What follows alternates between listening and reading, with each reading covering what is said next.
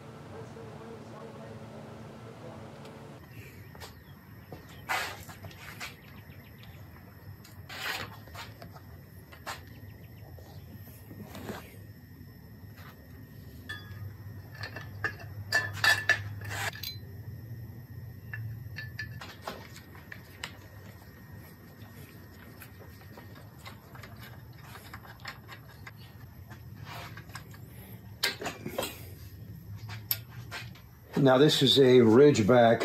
It's a European bike, specifically from England, from the UK.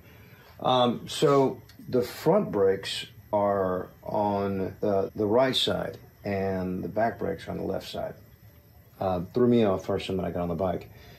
Not only did they need to be adjusted, obviously, but because they were on the opposite side, I had to apply my biking skills to not wreck, and I managed to pull that off. So here we are.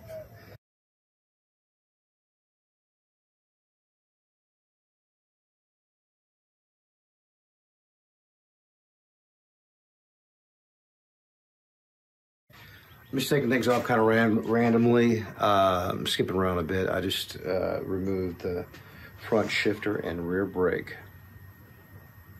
And it's on the left side of this Ridgeback MX-30. Not sure what year it is, but if I had to guess, early 2000s, late 90s, probably. This stem is a quill stem that I can see in this tube with this fork. It's a threaded fork, and it's an inch. It's an inch wide, not an inch and an eighth. Don't know what year that they started making almost all of them like that, because a few department store bikes are still made that way, I think. Don't quote me on that. Yeah, all right, here we go.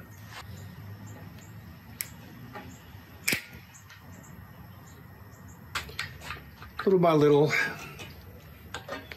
taking this thing apart. I'm being fairly patient today.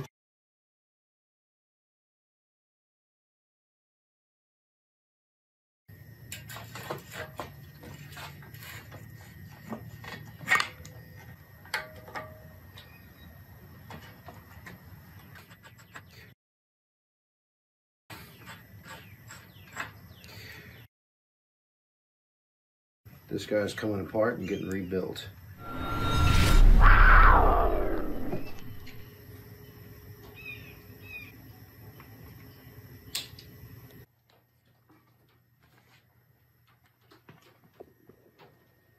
It'll start.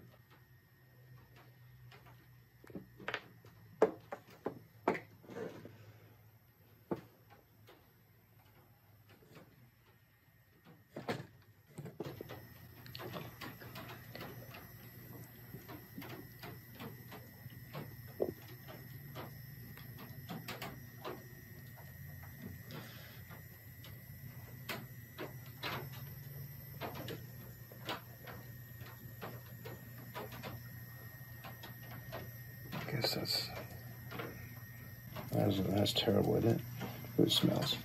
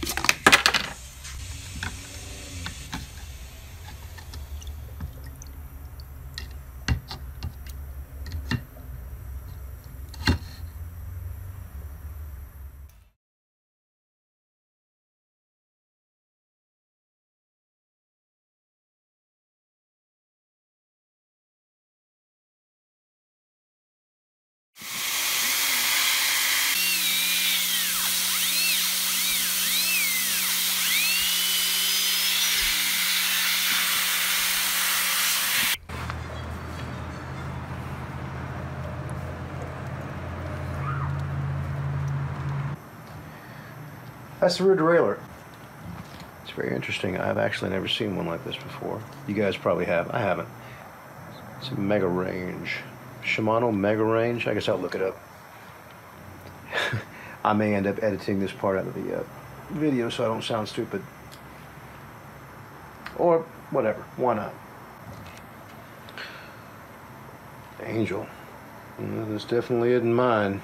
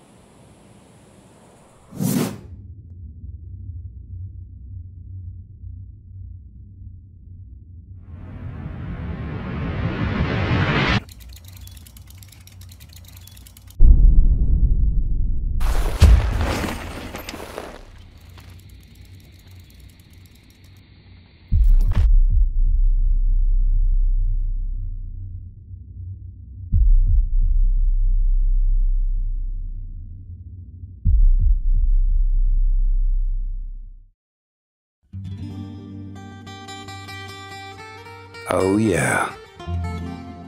Coffee time. All right, let's get started. I don't know why, but it just tastes better when she makes it. I can taste her hands, I guess. I don't know. Let's rebuild the bike, shall we?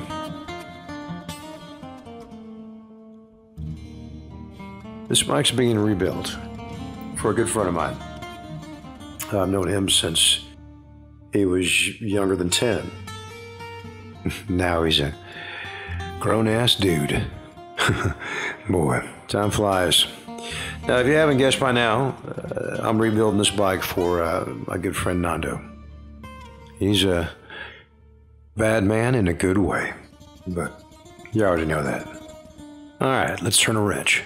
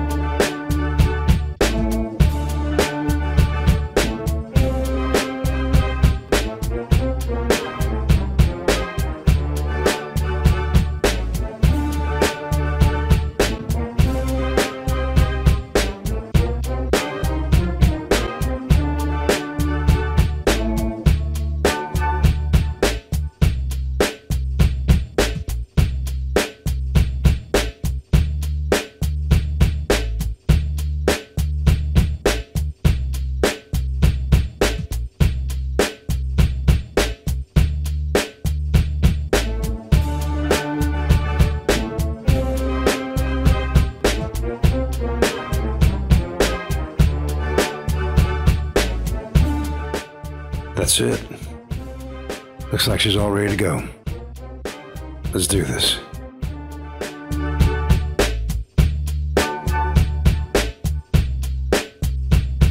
What up? Get your bike from Mary.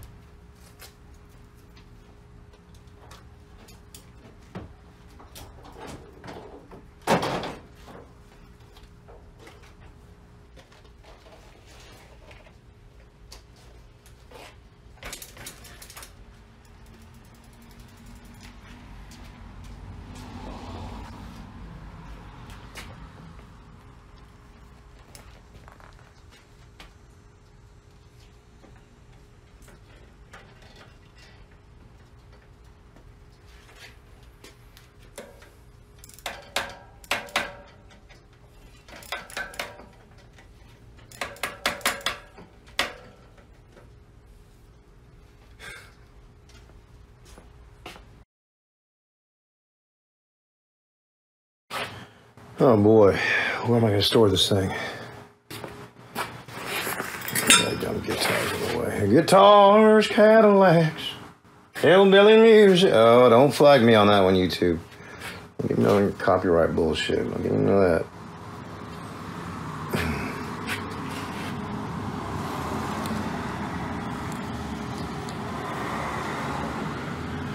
Oh, looky there. Designed and engineered in the USA. America, America. Oh, I love to sing. I'm going to cut all this stuff out. Or am I? So it is a DPT, direct power transfer. DPT, direct power transfer. That's quite an acronym, ladies and jelly spoons. All right, let's moving forward. It is the FL24, the Haro FL24. It's a Haro. Ain't nothing wrong with that. Now, it says designed and engineered in the USA. I like that. What I'm not showing you is the fact that it says made in China.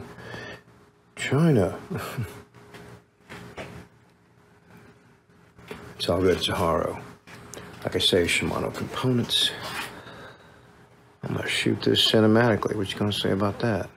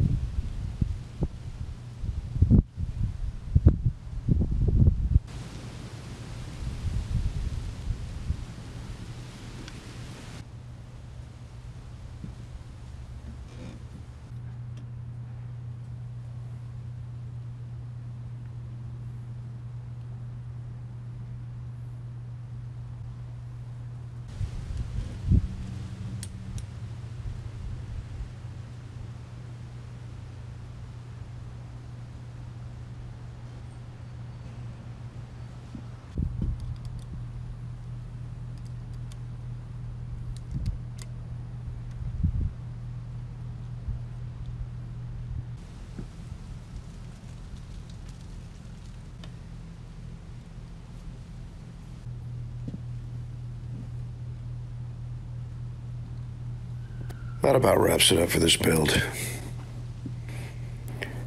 Now it's a windy Christmas Eve and my allergies are kicking in. But as we come to a close, I start to reflect on why I'm doing this. Well, it's for Sissy, who has been worth every sleepless night, every diaper change, every errand to run, and every one of the blessings that comes along with being a dad. And I get to be hers. So, this is for you, love. This is for you. When you were little, your mother used to hold you in her arms and sing you this song. Of the many moments I can remember that are special to me, this is one of them. Well, you're halfway grown now, and I haven't heard that song in a while. But it's still in my heart. Always and forever. Right, Sissy?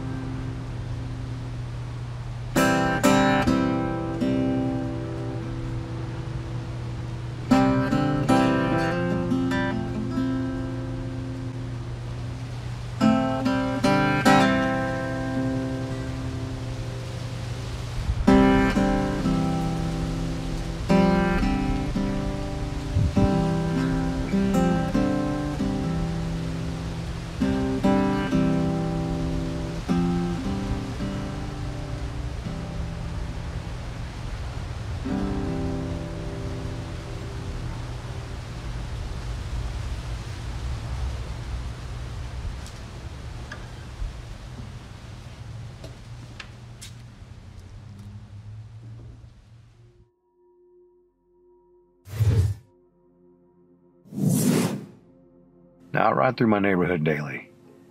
It's part of my workout. Cardio hasn't always been my favorite thing to do, but I find a way to make it fun. So I get on my bike, gather up my kids sometimes, and get after it. One particular house on my street stands out because there is a bike that is always sitting out in front of it. Always, as in day and night. And fortunately, we live in the kind of a neighborhood where you can do that for the most part and get away with it and not have to worry so much about your bike getting stolen.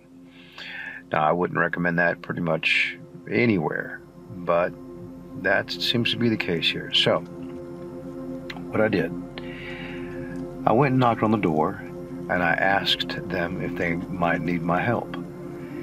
I restore bikes and I give older bikes a second chance, bikes that have been neglected or left out in the rain, which in this particular instance, it's spot on, because when I approached this bike, took a good hard look at it, it was on its way to being another rust bucket, and I just didn't want to see that happen. Not on my street, at least.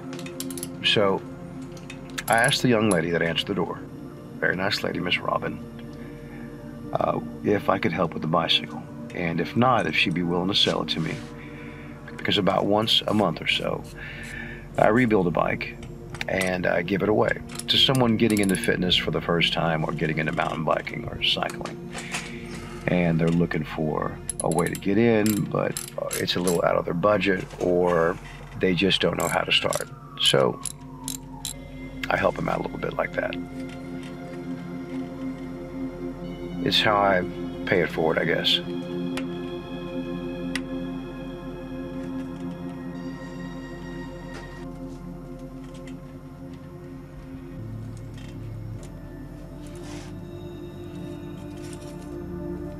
So Miss Robin answers the door, and she said that it was a great idea. The bike belongs to her son, and he has a tendency to leave it outside in the rain. And it wasn't running. It had a flat, and everything was rusted. Some of it was seized, such as the forks, for instance. So I grabbed it up, took it back to the shop, and I began to do my thing. And, well, this is what happened that day.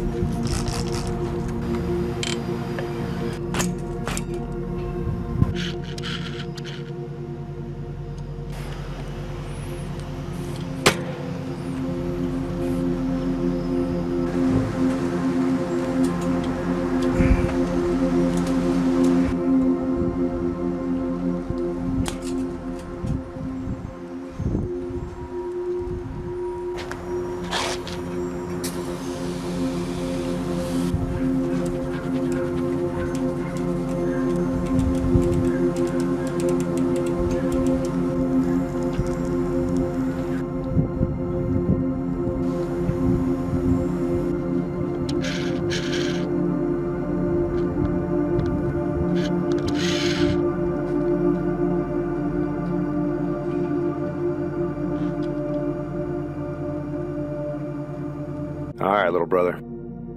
Let's keep this bike out of the rain now, okay? Now go and have some fun.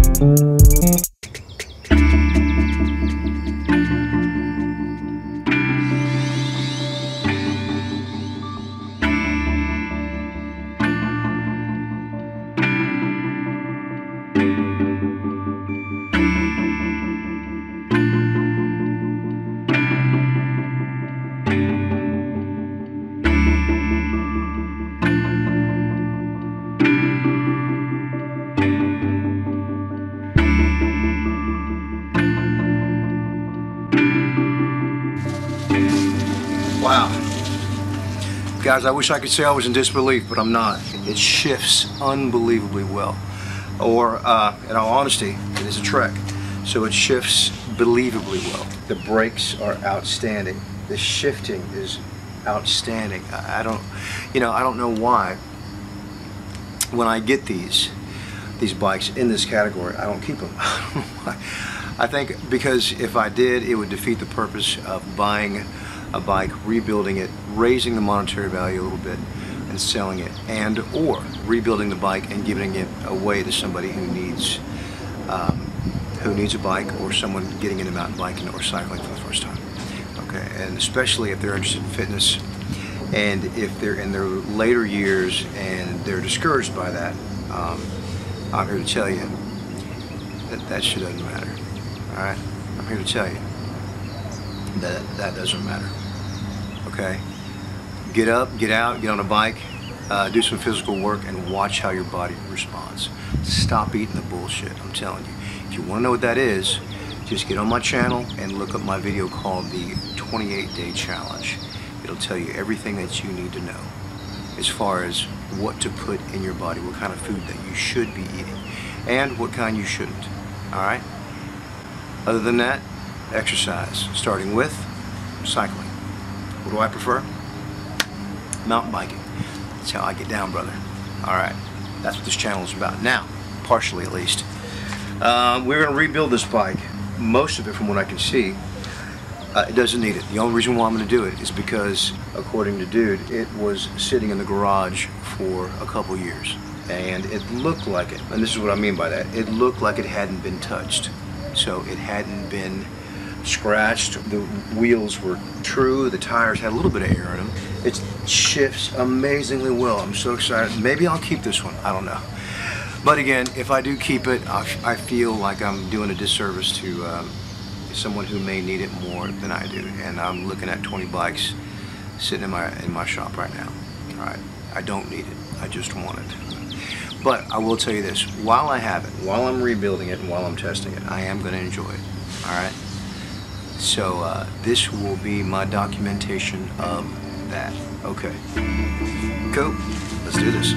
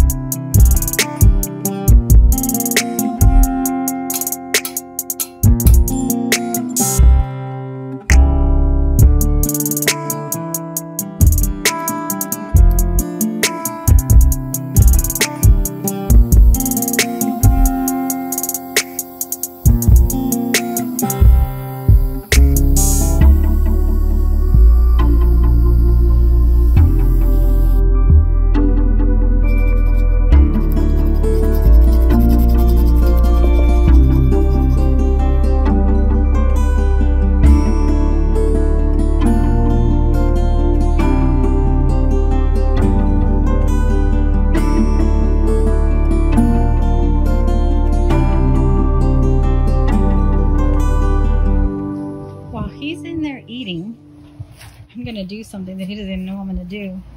I'm gonna experiment with this nail polish because it's really close to the color.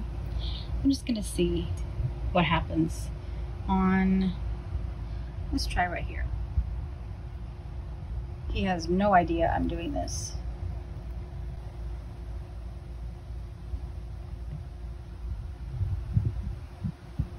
Oh man.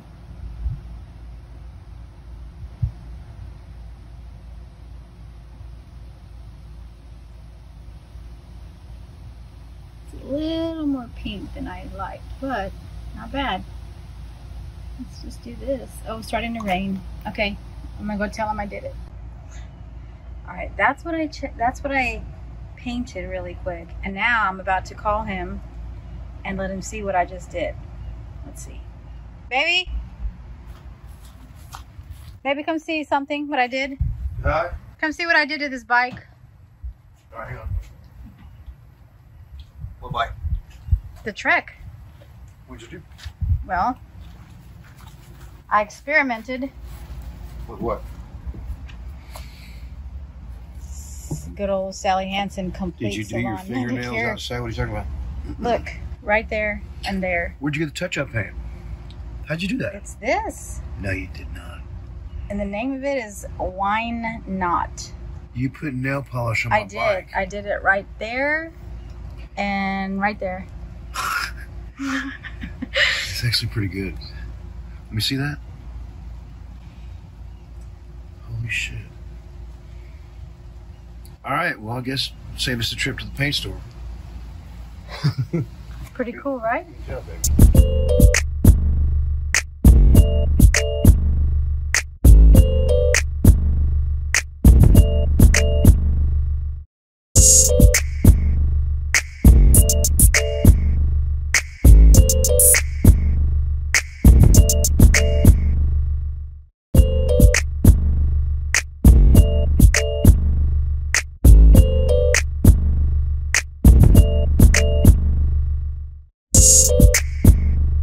All right, interesting technique on this. It looks like it's dry. Trish took it, matched the color with some nail polish that she had, and touched up the paint. It's the same color, but it does have some sort of texture in it that's not exactly like the paint that's on the bike. But I'm gonna wet sand it, try and blend them in, and shoot it with some clear, get it to shine, buff it out, see what I can come up with.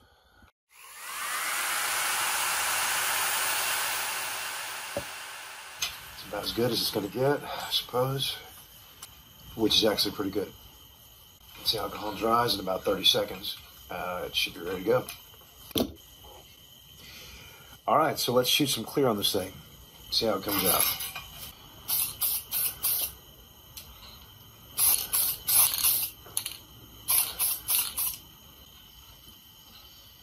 So far, so good. It looks like the clear is covering up the fact that the scratches were filled in with fingernail polish.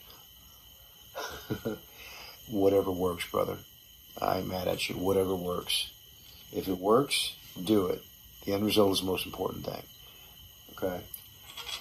So, let this dry. Wet sand it, buff it out, shoot it again. And repeat that a couple times, maybe a few. And we're going to have ourselves a nice bike. Let's go. Sometimes when you try to spray, whether it be vehicle, bicycle, motorcycle, whatever the case may be here in Texas, especially in the Houston area, it is very humid. And because of that, it has a profound effect on how your paint responds, how it sticks, and how long it takes to, especially to cure. One hack that I have found that works really well for me. Sometimes when I shoot clear, if I do it in what I consider the wrong weather conditions, what is supposed to be a very high luster or a glossy finish ends up being very fuzzy or cloudy. It's because of the amount of moisture that's in the air. This is the Houston area. Even though I am in Katy, I'm just west of Houston. And it's just humid. It's humid when it's not. So here's a hack that I came up with sort of inadvertently.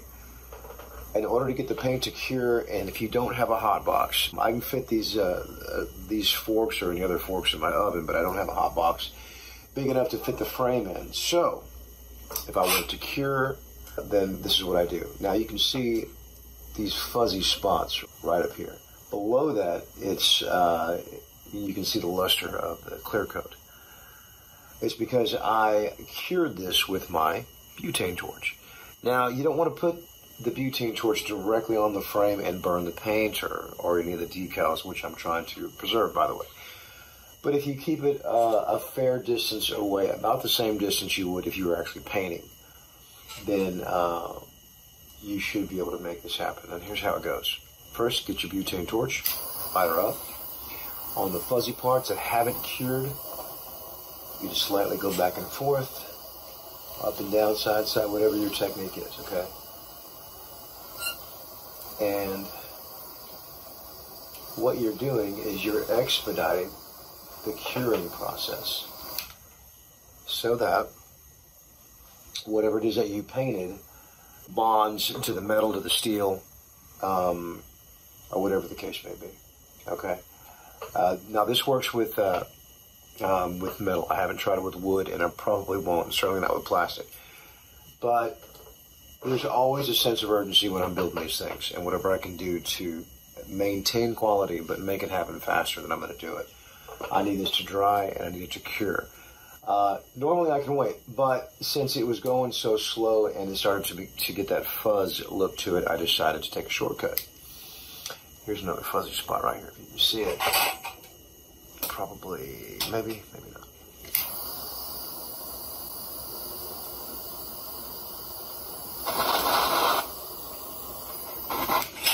Oh, right here.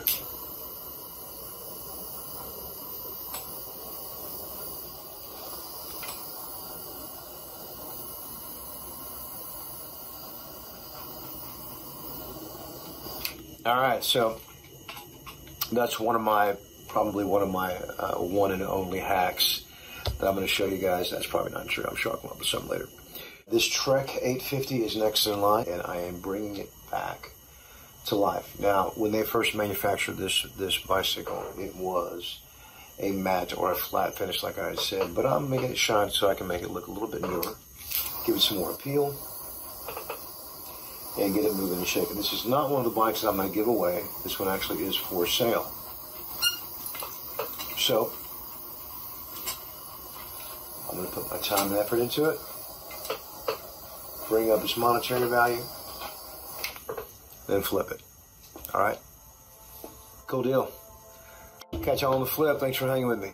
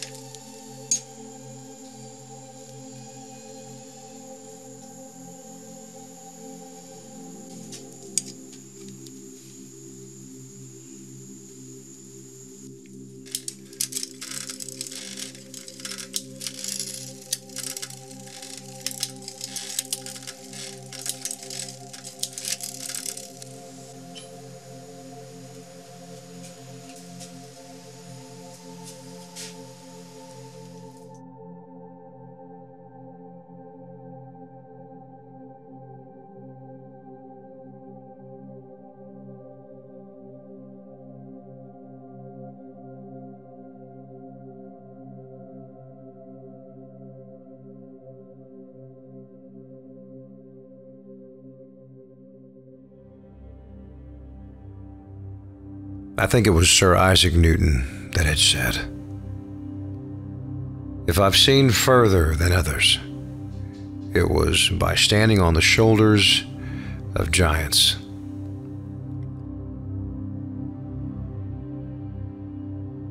Behind every success story is a mentor, and they are the giants of whose shoulders that we stand on.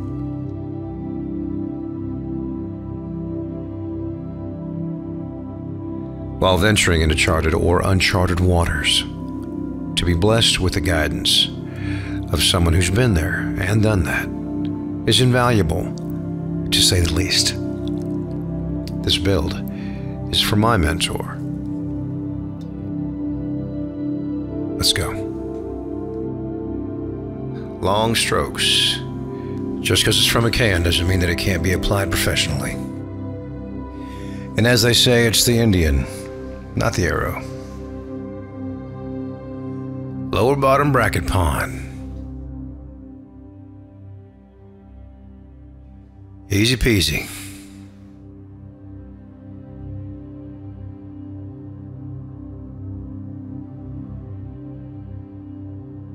So far, so good. Not too bad.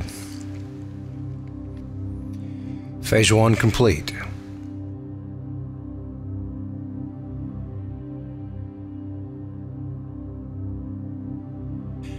Alright, let's gather up some paint for phase 2. It's the second layer, or the second section of the fade. I chose a very earthy, sort of a dark brown. I really couldn't tell you what shade it was, but it was just the one that caught my eye. And it seemed like a good transitional color from one to the next.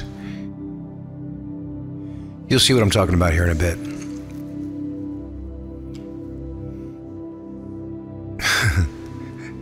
I'm flying by the seat of my pants.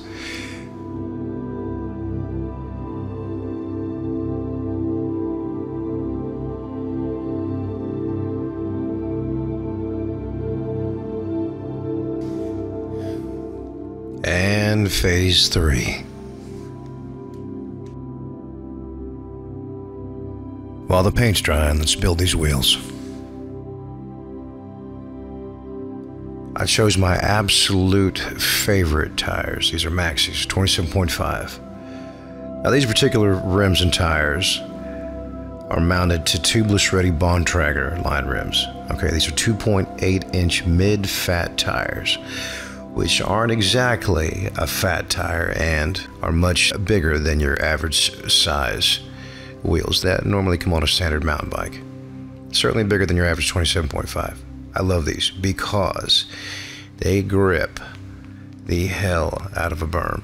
Now normally, whereas you would roost a berm going at high speed, these wheels grab onto it and hold on for dear life. And we'll show y'all an example of that during the test run. Oh yeah. Setting up these cogs on the rear end of this Ram SX Eagle 1x12 drivetrain. Gotta love it. If you're climbing or if you're shredding down a single track full blast, you got some options with this thing.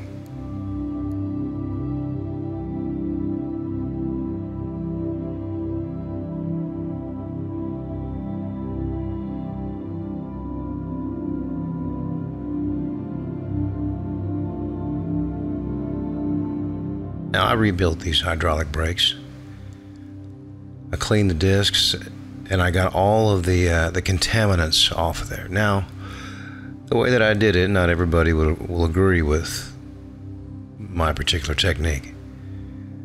But if they're rebuilt and there's mineral oil, more than likely it got on the disc. And if it does, I mean, you can take a blowtorch to it, or you can clean them off with alcohol and hope for the best. But I get them rebuilt, I get them pretty clean. They stop you and they don't make that horrible contaminant noise, so I guess we're all right.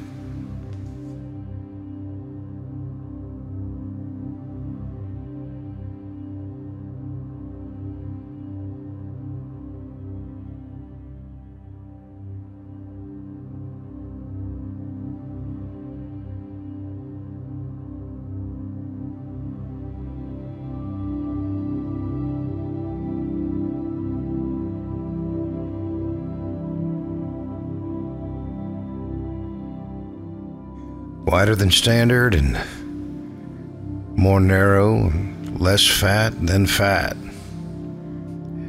I love these plus-size tires. The stability, the overall speed, it gives you the confidence to really be able to tackle the technical terrain. Now, this is a hardtail, but because of these slightly fat tires, if you run your tire pressure a little bit lower, I normally do it around 30, 35. Here in Houston, we have a lot of roots.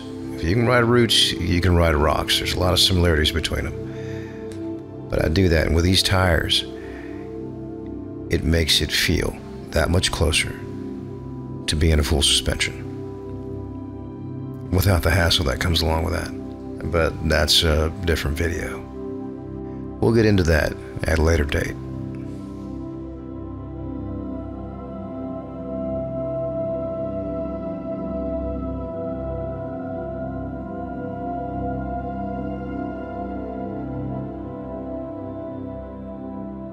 When I met Gabriel in the early 90s, I had just come out of a pro situation with record-setting attendance and record sales. A situation that had a beginning, a peak, and an end as far as I'm concerned. At least for that particular era. And at that point, I aspired to do what I had not done up until then. People all over the world celebrate his library without even knowing it, some of which I was actually a part of. But what I had actually learned was quite unexpected. Moxie, gumption, tenacity, and most of all, how to unapologetically embrace who you are and express that through your art. He described to me what he wanted and contracted me to build it. Now, knowing him and knowing his style and his preferences, I explained to him what my vision was. This is a documentation of that process. Let's go.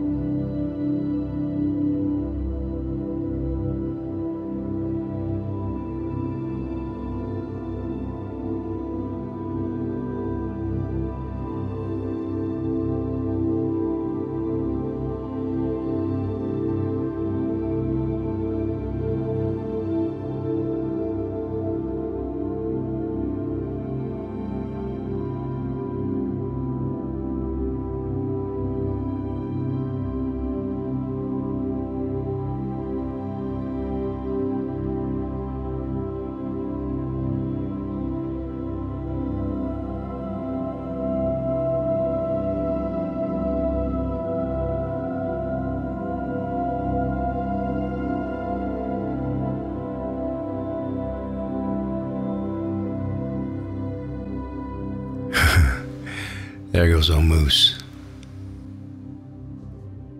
They say a dog is a man's best friend. He's got a tail on one end. Up front, he's got teeth and 4 legs underneath. That's Malls. Me and her's good buds and friends. Funny thing about dogs, big or small, they'll never betray or deny you.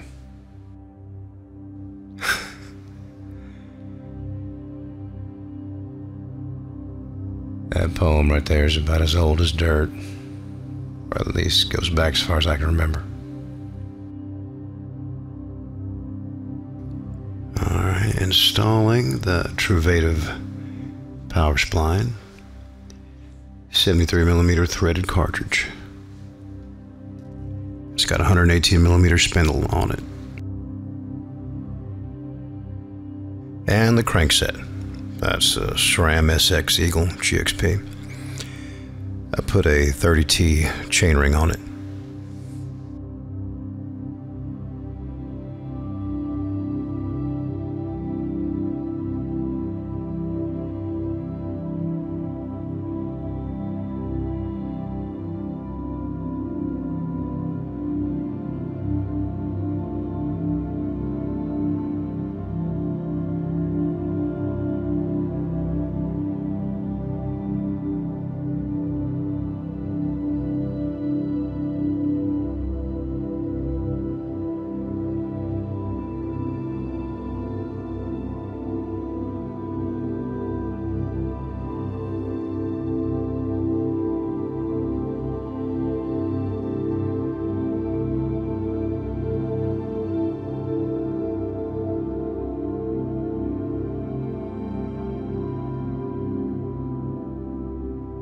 My standard headset cup compressor did not work on this because, well, a couple of reasons. One, it's a tapered head tube, and I had to go out and get some bigger washers, but not before I measured it. And of course, the top cup is an inch and an eighth, but the bottom one is an inch and a half. So I went to the hardware store and got some bigger washers.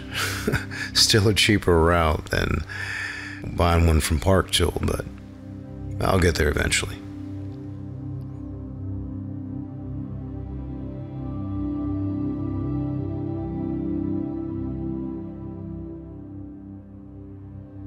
A couple turns of my socket wrench, and yeah, there you go.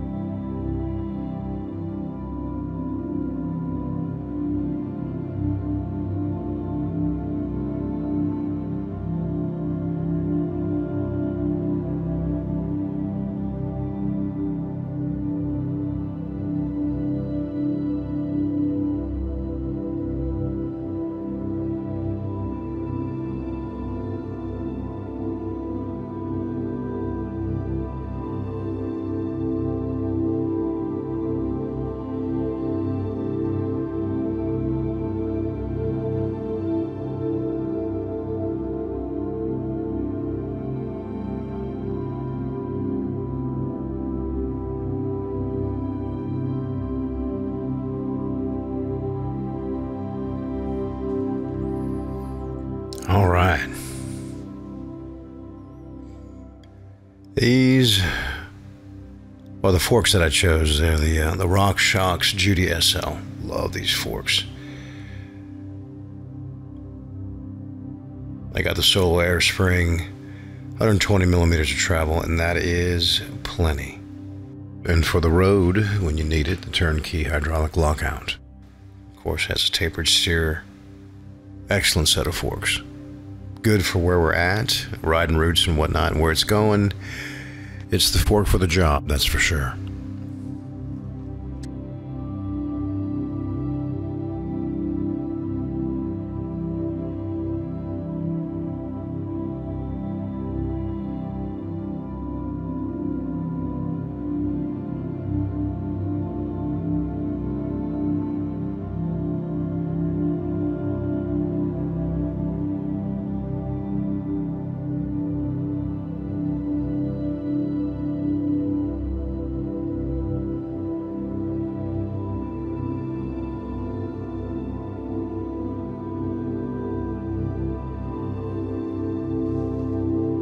DC 511 through axle for the front.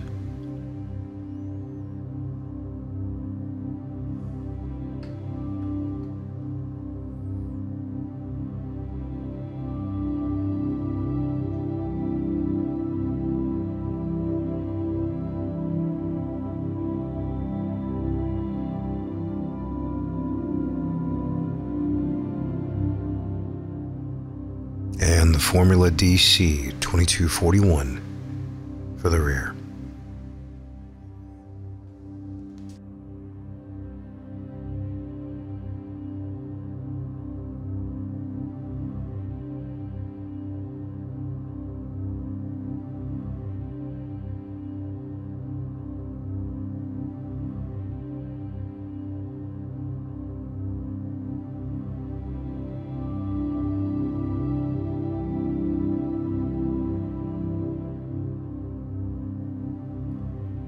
That rear cassette is massive. That thing is colossal. That's a SRAM PG 1210 Eagle. That's 11 to 50. It's a 12-speed. That thing is majestic.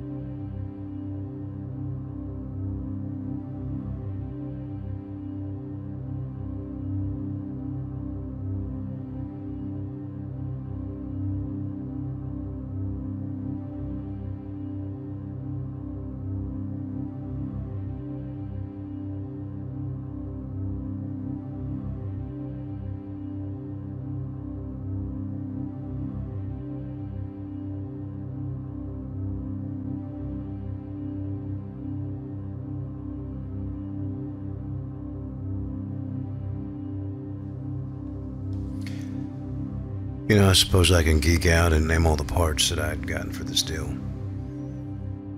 I'll just leave that in the description for you. Otherwise, I'm going to be naming every part. But that's just part of being a bike builder.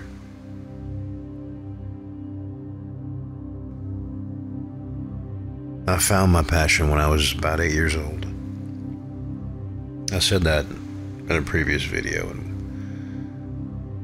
once I turned 8, I turned a wrench, and I haven't stopped since. And I've applied it to a few things, but primarily I'm building bicycles. I built a lot of things.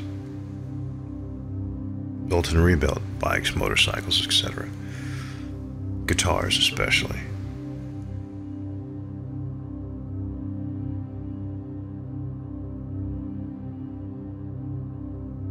But I have found my passion. That and coffee. They go hand in hand somehow. I don't know. I just totally made that up. Sounded good in my head though.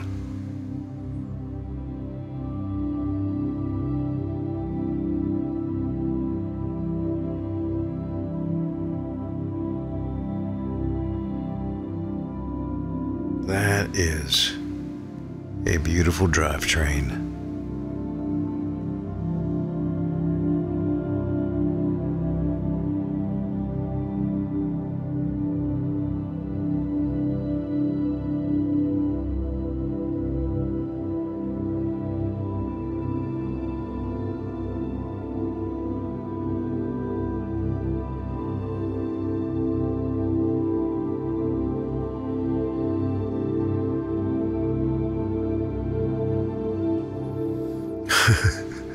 Brilliant.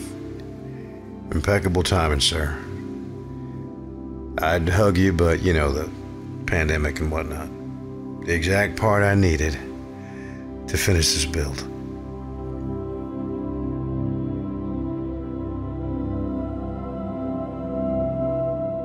That's my fuel, brother.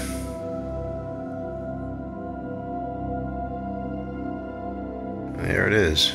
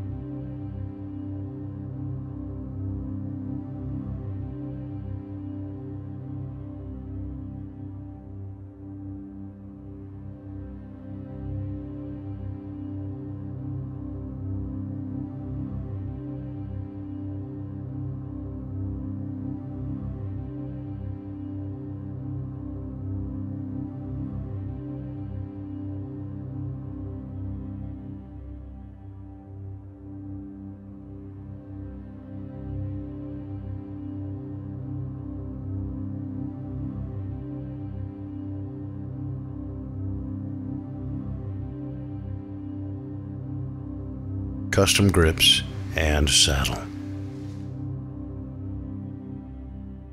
To match the vision that I had stylistically. Through the years, I noticed that there was a certain style or look that he would gravitate towards. Now, when I test run this rig, it'll have a different saddle and grips. Because when I build a bike for a customer, and certainly for a friend and mentor, grips and a saddle are specifically for them.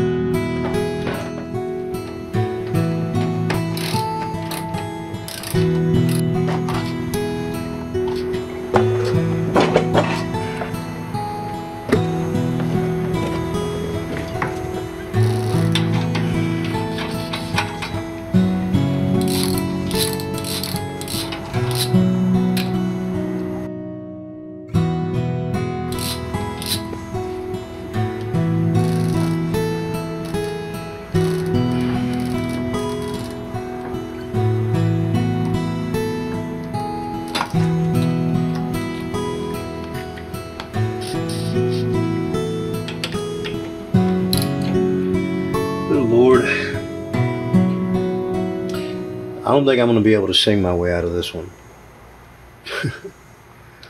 All right, let's turn a wrench, by God. Turn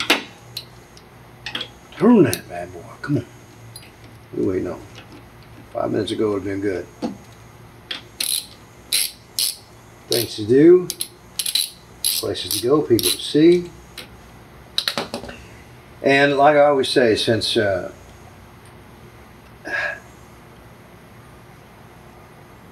being Captain Obvious and repeating over and over again how finite life is, because it's the truth. Whatever it is that you want to do it. You know, I don't blame you for waiting. A lot of people do. I think for whatever reason.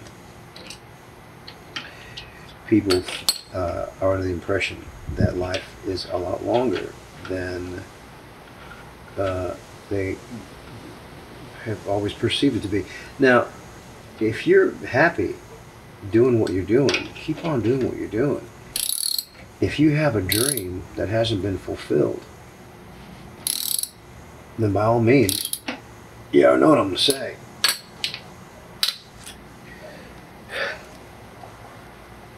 Get after it.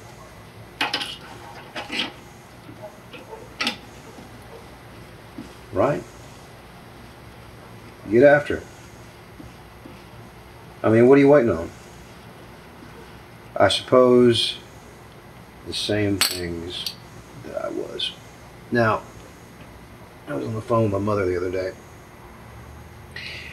and she was telling me that she had seen a couple of videos and she was real impressed by them, but it simply reminded her of the 8-year-old me in the garage losing my dad's tools, certainly not putting them back where they go. And every time I can't find a tool now, I totally deserve it. I deserve it.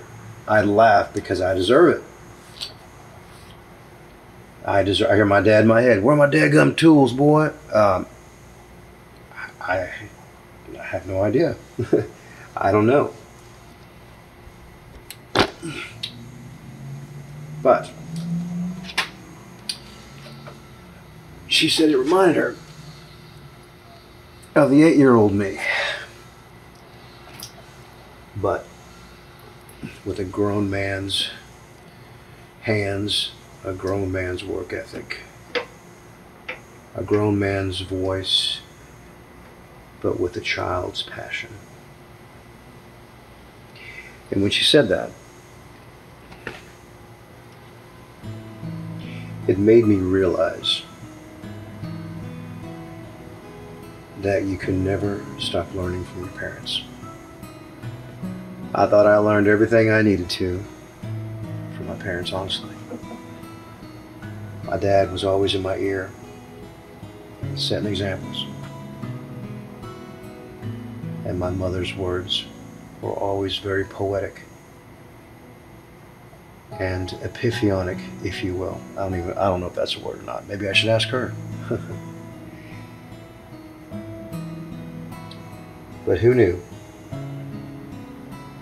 just as of a couple days ago, that she could say something to me that I received as very enlightening. So, thanks, Mother.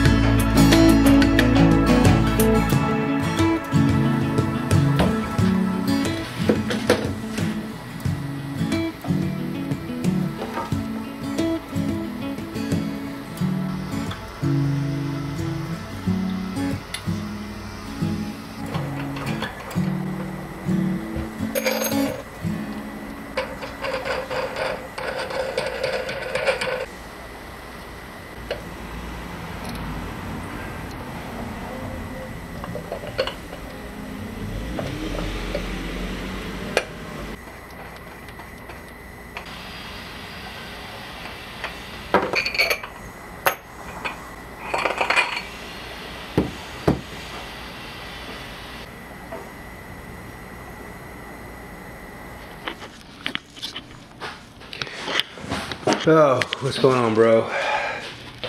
Story of my life.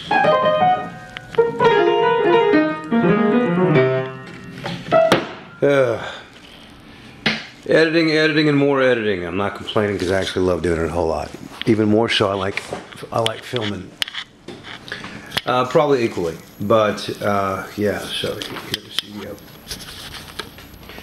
Kind of low light, so it's not going to come out really well. I'm just sitting down for about 5 seconds so that I can gather my wind up and then get back out into the shop and start turning a wrench on this most recent build that I'm excited about. All right, it's going to be lots of fun, or it has been so far. Editing this video is going to be a blast as well. I got three or four other videos on deck right now that I got to get to before that, or do I? I don't know. You know. When I put a video out, they aren't always necessarily recorded in that order. What I put out, it just happens to be what I'm feeling at the time. So that's what makes it fun.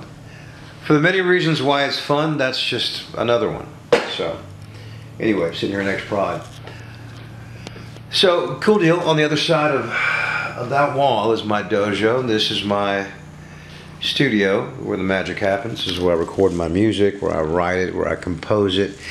Yes, I said compose because technically I am a composer also. And I'm really excited about it. About being able to do that, especially during the previous months. The past year, the pandemic has actually been a blessing, to me at least, in regards to the amount of motivation that I have towards my work. So because I like to find the good or the positive in whatever situation we happen to be in, I found some good. All right, through all the misfortune and all the tragedy that people have experienced, and it's hit close to home as well, I managed to find something positive out of it. And I would highly recommend doing that because adversity isn't going anywhere. So make the best of it. All right. Enough with the serious tone. Oh, okay. I'm gonna go that way, or should I? Okay. I'm gonna go this way and hit the shop.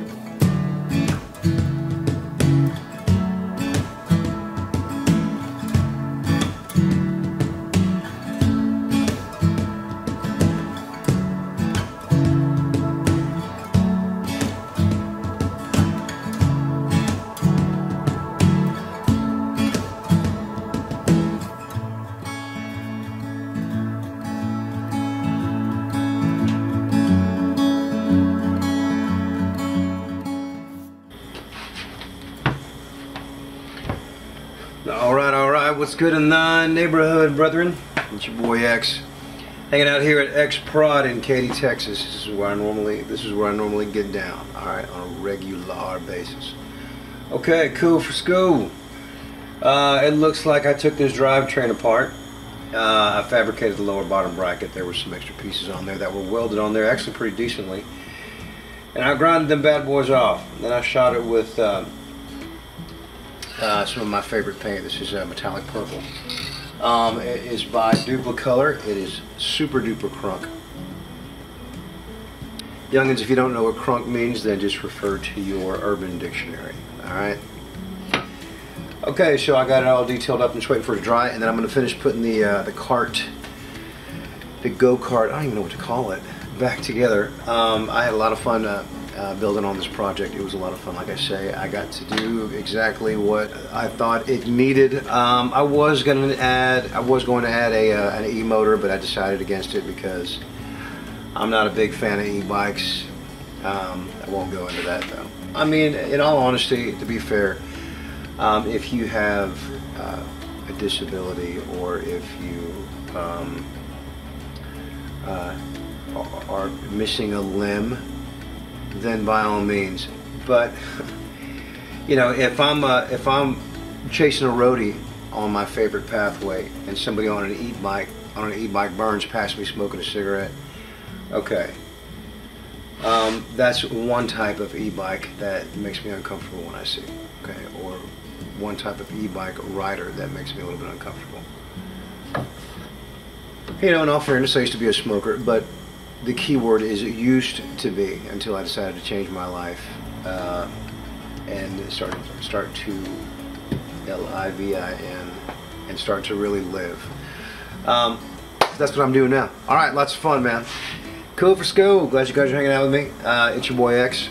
All right, let's put this deal together, and I'll see you in a bit.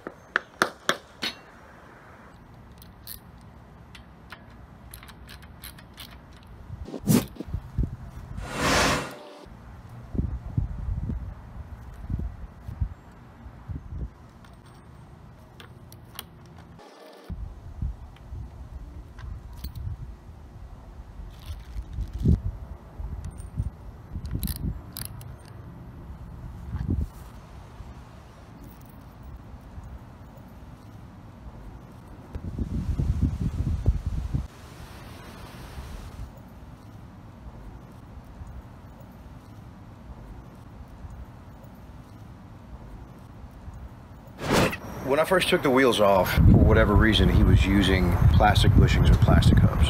When he initially built it, his calculations were slightly off because the standard fit for a riding lawnmower or a tractor, it was slightly smaller than what he had done here. So he used the plastic bushings or hubs, probably heated them up with a blowtorch so it would expand, then put them on there, and they fit on there just fine once he bolted them on, but they didn't roll very well. So now this is what I'm gonna have to do. I can't get the wheels back on here because I've replaced the hubs with those encased bearings.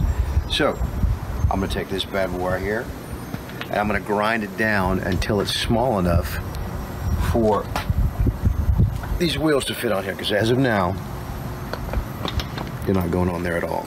Not with a rubber mallet, not with a sledgehammer, not anything, not without messing them up. So instead of drilling out the inside of the hubs, that ain't the problem. It's these stems right here. So I'm going to grind them down. All right. And why do we do that? Because we can. We like to fabricate shit. All right. Here we go.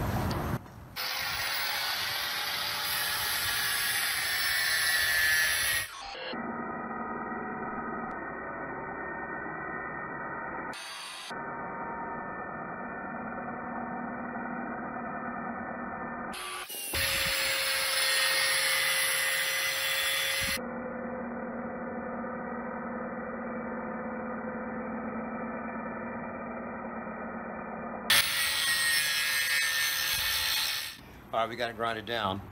Let's see if it works, okay?